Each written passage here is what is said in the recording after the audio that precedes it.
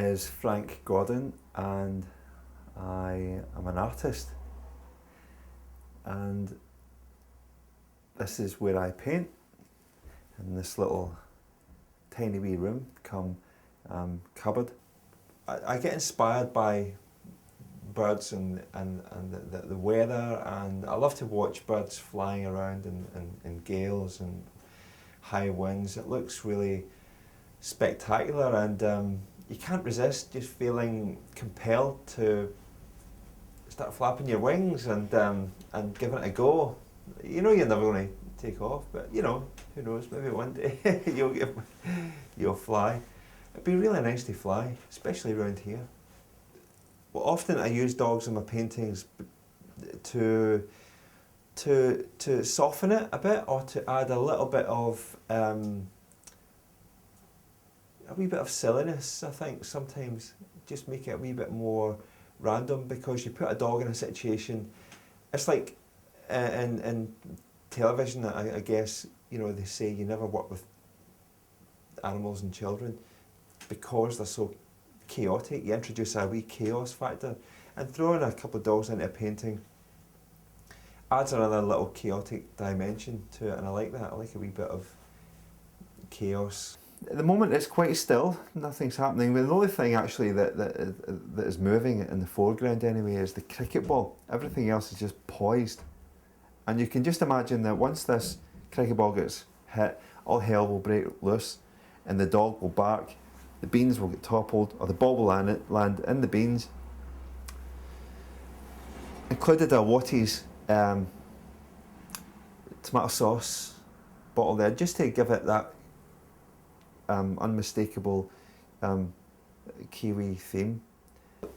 I'm fond of putting little mini scenes in my paintings in the background. Like there's a bit of a rugby tackle going on back here, and then we can see in the background through the doorway there's another wee caravan. I don't know whether that's being Scottish, and you always want to get value for money, you know, you always want to get, you know, a painting within a painting. Oh yeah, bonus, you know, includes free landscape, you know. Don't know whether it's that, or I think I like to also just explore a little work, take the eye away to other little corners, so people can look at a painting and you know, they'll see that the main focus of the painting, but then their eye will take them off on a wee journey down that path to where there's something going on in the background. I love that. I love those different little scenes happening within a painting. That's probably why I don't do a lot of still lifes. I don't do still lifes unless, I think if I did a still life painting, it would have some catastrophe going on in the background. Someone tripping over, or someone eating something in the back, you know, or, you know, I couldn't just do a still life.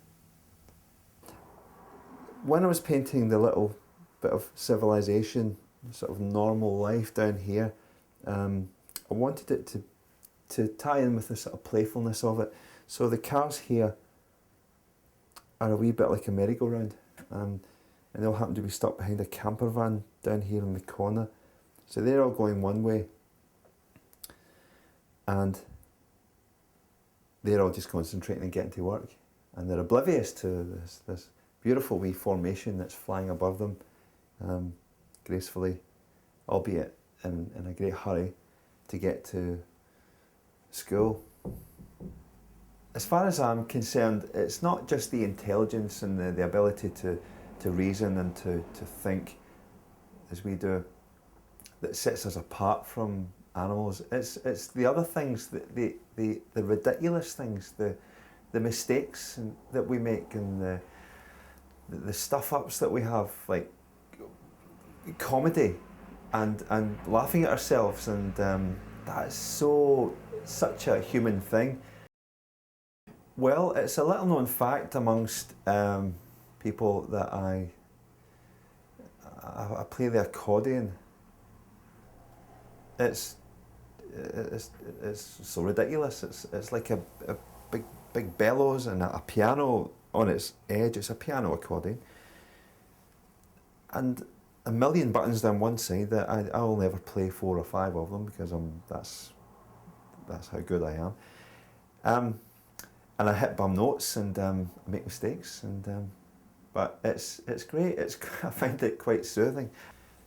It's very much a soul endeavour, that thing. But I love mulled accordion. It's years old, from an old second-hand shop in Glasgow, and I brought it to New Zealand. So again, and the bellows are made of that sort of old leathery sort of cardboard stuff. I don't actually know what it is. I think it's some sort of thick paper actually, but you can still smell the mustiness of the shop. You know, you can smell Glasgow in it, and when you're playing it, it's got this musty kind of smell from the old paper. It's great. It takes you back.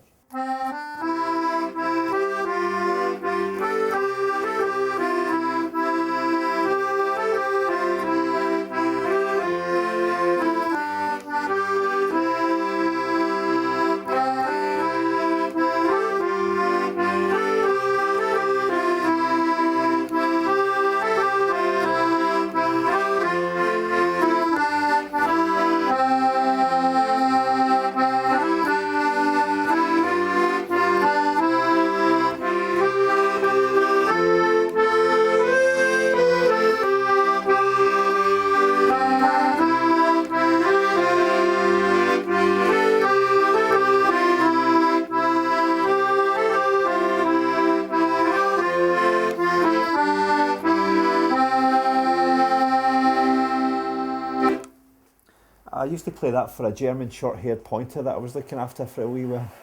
He liked all the German tunes.